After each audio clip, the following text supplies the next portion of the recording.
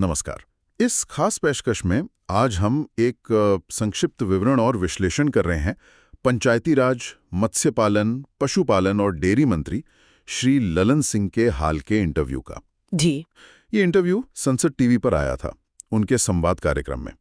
तो हमारा मकसद है कि ये जो 3 अहम ग्रामीण क्षेत्र हैं, इनमें सरकार का क्या काम चल रहा है, आगे की क्या योजनाएं हैं, इसे समझा जाए। नमस्ते। बिल्कुल। और ये तीनों ही क्षेत्र भारत की ग्रामीण अर्थव्यवस्था के लिए और वो जो आत्मनिर्भर भारत का लक्ष्य है उसके लिए बहुत ही जरूरी हैं। हाँ। तो इस चर्चा से ये समझने में मदद मिलेगी कि जमीनी स्तर पर क्या कुछ बदलने की कोशिश हो रही है। तो चलिए शुरू करते हैं पंचायती राज से। इंटरव्यू में मंत्री जी ने ग्राम सभाओं में पारदर्शिता, जवाबदेही, मतलब बेहतर गवर्नेंस पर काफी जोर दिया। हाँ, बिल्कुल। इसके लिए एक नया AI टूल भी लॉन्च हुआ है, सभासार। ये सुनने में तो बड़ा मॉडर्न कर रहा है। ये करेगा क्या असल में? देखिए, सभासार जैसे टूल का जो मुख्य उद्देश्य है वो यही है कि ग्राम सभा की जो भी कार्यवाही हो रही है उसका ठीक से रिकॉर्ड रहे। अच्छा। जो फैसले हो रहे हैं उन्हें ट्रैक किया जा सके, शायद आगे विश्लेषण भी हो। इससे काम में कुशलता आए, पारदर्शिता बढ़े। और ये मतलब एक बड़ी सोच का हिस्सा है। सरकार चाह रही है कि देश की सारी पंचायतें इंटरनेट से जुड़ जाएं। वो कनेक्टिविटी वाली बात। जी। प्रधानमंत्री का जो विजन है ना, आत्मनिर्भर गांव से आत्मनिर्भर भारत, उसी के तहत विकास को सैचुरेशन लेवल तक ले जाना है। मतलब हर जरूरतमंद तक लाभ पहुंचे। अच्छा। और इसके लिए पंचायतों का जो इंफ्रास्ट्रक्चर है उसे मजबूत करने पर काफी काम हुआ भी है। जैसे इंटरव्यू में बताया गया, करीब 98% पंचायतों में अब पंचायत भवन है। अच्छा। उन्हें कंप्यूटर वगैरह भी दिए जा रहे हैं। ये तो हुई गवर्नेंस और कनेक्टिविटी की बात, पर इन सब के लिए पैसा भी तो चाहिए। फंडिंग पर भी बात हुई थी इंटरव्यू में, है ना? कुछ आंकड़े बदले हैं शायद। हाँ, फंडिंग एक बहुत अहम पहलू है। फाइनेंस कमीशन की सिफारिशों पर राज्यों को पंचायतों के लिए पैसा मिलता है। जी। इसका आधार होता है 90% आबादी और 10% एरिया। यहाँ एक बड़ा बदलाव देखने को मिला है। क्या बदलाव? देखिए, 13वें फाइनेंस कमीशन तक जो यूपीए सरकार के समय था, पर कैपिटा ग्रांट करीब 176 रुपीस थी। अच्छा, प्रति व्यक्ति? हाँ। और 15वें फाइनेंस कमीशन तक, यानी प्रधानमंत्री नरेंद्र मोदी के कार्यकाल में, ये बढ़कर 774 रुपए प्रति व्यक्ति हो गई। अरे वाह, ये तो काफी ज्यादा है। जी। और अगर टोटल ग्रांट देखें तो वो 64,000 करोड़ से बढ़कर करीब 4 लाख करोड़ हो गई। मतलब 5 गुना से भी ज्यादा। 5 गुना, ये तो बहुत बड़ा जंप है। ये दिखाता है कि पंचायतों को आर्थिक रूप से मजबूत करने पर फोकस है। बिल्कुल। पर इतनी बड़ी रकम जब आती है तो फिर पारदर्शिता और जवाबदेही और भी जरूरी हो जाती है। उसके लिए वो ई-ग्राम स्वराज पोर्टल की बात हुई थी, वो कैसे काम करता है? हाँ, ई-ग्राम स्वराज पोर्टल ये पारदर्शिता के लिए एक बहुत जरूरी टूल है। पंचायतों के लिए ये अनिवार्य है कि वो अपनी सारी गतिविधियां, मतलब कौन सी योजना चुनी, उस पर काम कितना हुआ, खर्चा कितना हुआ, यहाँ तक कि ऑडिट रिपोर्ट भी, सब कुछ इस पोर्टल पर डालें। सब कुछ? जी। और सबसे खास बात यह है कि कोई भी नागरिक, आप या मैं, कोई भी इस पोर्टल पर जाकर अपने गांव या किसी भी पंचायत की जानकारी देख सकता है। अच्छा, तो ये पब्लिक डोमेन में है? हाँ, बिल्कुल।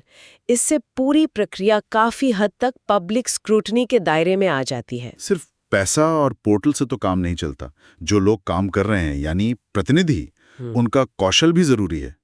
खासकर महिला प्रतिनिधियों की बात होती है।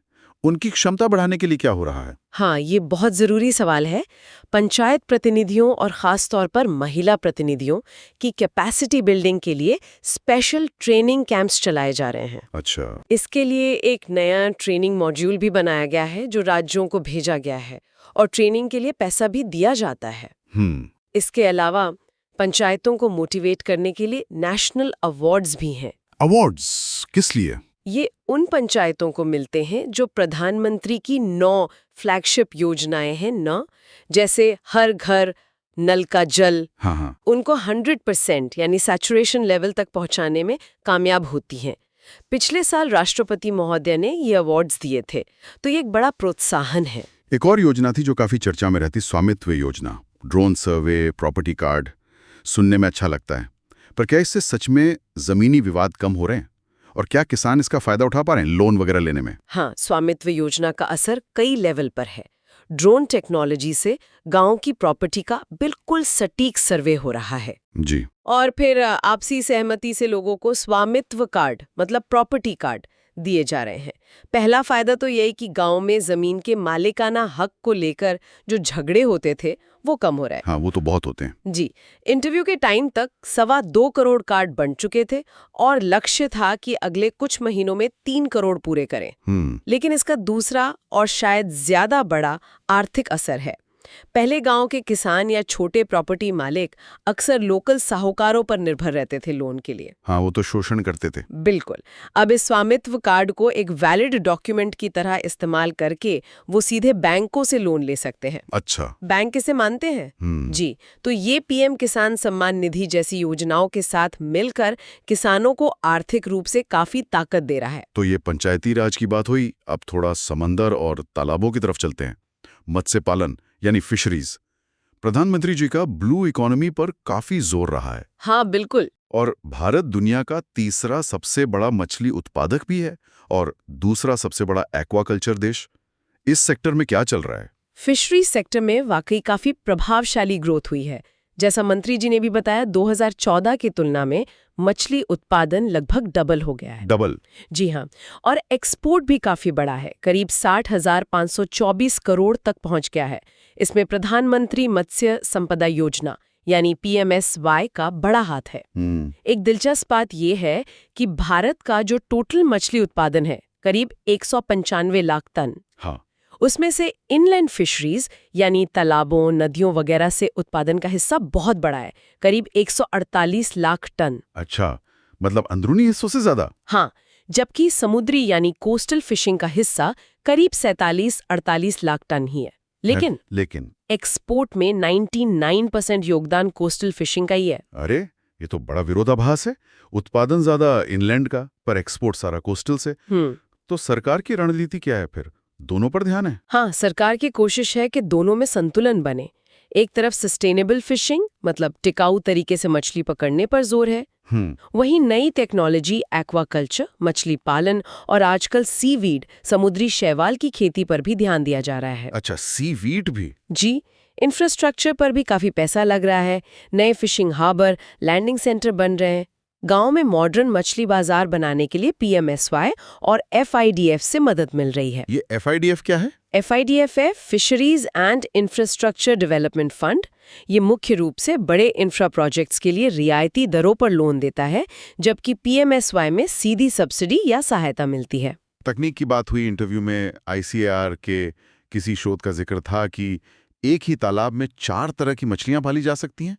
क्या ये प्रैक्टिकल है? हाँ, ICAR का वो शोध जिसे कंपोजिट फिश कल्चर कहते हैं, उसमें काफी पोटेंशियल है। कैसे? मतलब एक ही तालाब में पानी के अलग अलग लेवल पर रहने वाली मछलियों को एक साथ पाल सकते हैं।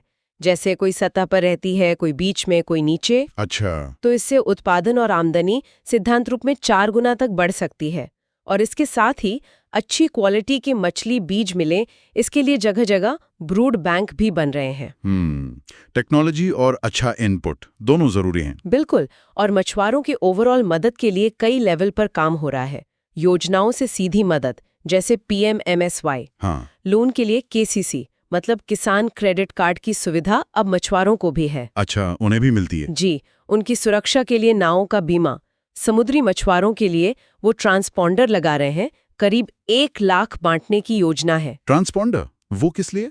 ताकि अगर वो समुद्र में मुश्किल में फंस जाएं तो उनकी लोकेशन पता चल सके, संपर्क हो सके। ये तो बहुत जरूरी है। हाँ, और बदलते मौसम के लिए 100 तटीय गांवों को कोस्टल रेजिलिएंट विलेज के तौर पर डेवलप किया जा रहा है।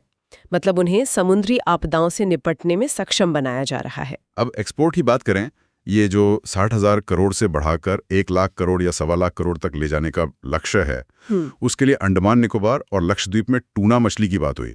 ये कितनी बड़ी योजना है और इसमें क्या दिक्कतें आ सकती हैं, खासकर पारंपरिक मछुआरों के लिए? हाँ, ये वाकई एक बहुत महत्वाकांक्षी प्लान है। अंडमान निकोबार और लक्षद्वीप के पास हमारे एक्सक्लूसिव इकोनॉमिक जोन में हाई सी फिशिंग की बहुत संभावनाएं हैं, खासकर टूना जैसी महंगी मछली की। अनुमान है कि दोनों जगह 1-1 लाख टन टूना है, जिसका अभी हम ठीक से फायदा नहीं उठा पा रहे हैं। तो इसे डेवलप करेंगे? जी, अगर ये हो जाए तो एक्सपोर्ट में बड़ा उछाल आ सकता है। लेकिन इसके लिए बड़ा निवेश चाहिए, मॉडर्न जहाज चाहिए, नए नियम चाहिए। नियम? हाँ, सरकार इसके लिए नई गाइडलाइंस बना रही है। अच्छी बात यह है कि इसमें, जैसा इंटरव्यू में बताया, home ministry, defence ministry, coast guard, सबके साथ पारंपरिक मछुआरों के प्रतिनिधियों से भी सलाह ली गई है, ताकि उनके हितों का ध्यान रहे। बिल्कुल। और ड्राफ्ट को पब्लिक फीडबैक के लिए भी डाला गया था। इंफ्रास्ट्रक्चर और नियमों के अलावा एक्सपोर्ट बढ़ाने के लिए और किन प्रैक्टिकल चीजों पर ध्यान दिया जा रहा है, मतलब इंटरनेशनल मार्केट में टिकने के लिए? हाँ, 3 मुख्य चीजों पर फोकस है। पहला, वैल्यू एडिशन। वैल्यू एडिशन मतलब सिर्फ कच्ची मछली न भेजकर उसे प्रोसेस करके बेचना, जैसे रेडी टू ईट या रेडी टू कुक प्रोडक्ट बनाकर। इसके लिए प्रोसेसिंग प्लांट्स को मॉडर्न बनाना होगा, ताकि यूरोप, यूके, यूएई जैसे बाजारों की मांग पूरी हो। बिल्कुल। दूसरा है बेहतर पैकेजिंग, ताकि माल लंबे समय तक फ्रेश रहे, दिखने में अच्छा लगे। और तीसरा है सर्टिफिकेशन। इंटरनेशनल मार्केट्स में क्वालिटी और सेफ्टी के स्टैंडर्ड्स होते हैं, तो सर्टिफिकेशन जरूरी है ताकि हमारे प्रोडक्ट्स आसानी से एक्सेप्ट हों। मंत्री जी ने कहा कि प्रधानमंत्री के 100 दिन के एजेंडे के तहत इन पर तेजी से काम पूरा करने का लक्ष्य है। चलिए, फिशरीज से अब आते हैं डेयरी सेक्टर पर। आजकल स्टार्टअप्स की काफी धूम है। डेयरी टेक स्टार्टअप सीधे ग्राहकों तक पहुंच रहे हैं। कुछ लोग इसे व्हाइट रेवोल्यूशन 2.0 भी कह रहे हैं। हाँ, चर्चा तो है। लेकिन मंत्री जी के इंटरव्यू में असंगठित क्षेत्र की चुनौती पर ज्यादा जोर था।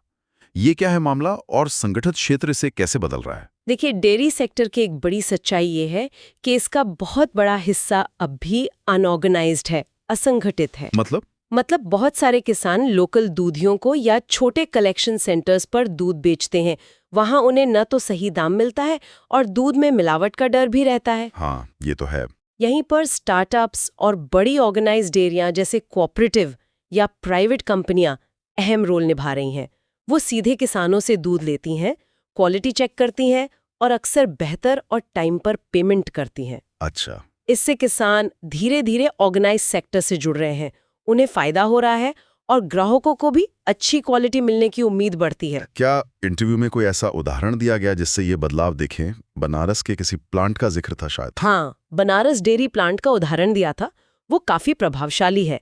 2022 में उसे एनडीडीबी यानी नेशनल डेयरी डेवलपमेंट बोर्ड ने टेक ओवर किया था। अच्छा। उस समय वहां रोजाना सिर्फ 13,000 लीटर दूध आता था। बस? हाँ, और एनडीडीबी के मैनेजमेंट में आने के सिर्फ 3 साल के अंदर वो कलेक्शन बढ़कर करीब 2.5 लाख लीटर प्रतिदिन हो गया। 2.5 लाख 13,000 से? ये तो कमाल है ना? ये दिखाता है कि सही मैनेजमेंट और सिस्टम से कितना फर्क पड़ता है। और किसानों के लिए इसका क्या मतलब हुआ? क्या उनकी कमाई बढ़ी, उनका उत्साह बढ़ा? मंत्री जी ने कुछ बताया इस बारे में? बिल्कुल। मंत्री जी ने बताया कि उन्होंने खुद वहां जाकर किसानों से बात की। अच्छा। किसानों ने बताया कि पहले जहां एक घर में मुश्किल से 1-2 दुधारू जानवर होते थे, अब आमदनी की उम्मीद में लोग 7-8 जानवर तक रखने लगे हैं। अच्छा।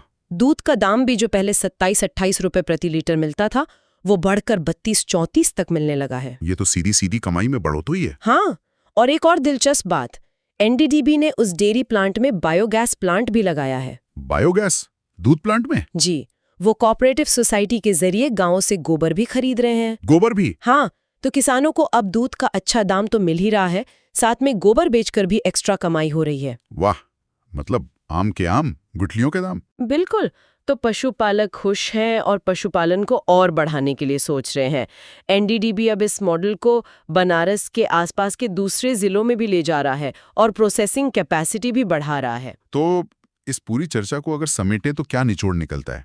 हमने देखा कि तीनों सेक्टर, पंचायती राज, फिशरीज और डेयरी में कुछ कॉमन पैटर्न दिख रहे हैं। हाँ, बिल्कुल। टेक्नोलॉजी का इस्तेमाल बढ़ रहा है, एआई, ड्रोन, पोर्टल, इंफ्रास्ट्रक्चर पर जोर है, सरकारी फंडिंग बढ़ी है, किसानों, मछुआरों को एम्पावर करने की बात हो रही है, स्किल डेवलपमेंट है और मार्केट से लिंक करने की कोशिश है, चाहे वो एक्सपोर्ट या ऑर्गेनाइज्ड डेयरी। जी, ये सब कहीं ना कहीं आत्मनिर्भरता और ग्रामीण अर्थव्यवस्था को बूस्ट देने के बड़े लक्ष्यों से जुड़े लगते हैं। हाँ, ये पहले निश्चित रूप से ग्रामीण भारत को बदलने और इन सेक्टर्स को मॉडर्न बनाने की एक महत्वाकांक्षा दिखाती हैं। टेक्नोलॉजी, पैसा, योजनाएं सब अपनी जगह जरूरी हैं। पर यहाँ एक सोचने वाली बात ये भी है कि ये जो सरकारी योजनाएं हैं, इनके अलावा जो असलियत की चुनौतियां हैं, जैसे क्लाइमेट चेंज का खतरा बढ़ रहा है, बाजार में दाम एकदम से ऊपर नीचे होते हैं। हाँ, वो तो है। तो क्या ये योजनाएं किसानों और मछुआरों को इन मुश्किलों का सामना करने के लिए सच में तैयार कर रही हैं? मतलब लॉन्ग टर्म सस्टेनेबिलिटी की बात? बिल्कुल। क्या ये जो टॉप डाउन अप्रोच है, ऊपर से योजनाएं आ रही हैं, इसके साथ साथ हमें लोकल ज़रूरतें, वहाँ का पारंपरिक ज्ञान, ज़मीनी हकीकत, इन सब को मिलाकर कुछ सिस्टेमिक बदलावों पर भी ध्यान देने की ज़रूरत है, ताकि ये विकास सिर्फ आंकड़ों में ना दिखे बल्कि वाकई टिकाऊ हो और हर किसी तक पहुंचे। इस तालमेल पर सोचना ज़रूरी है।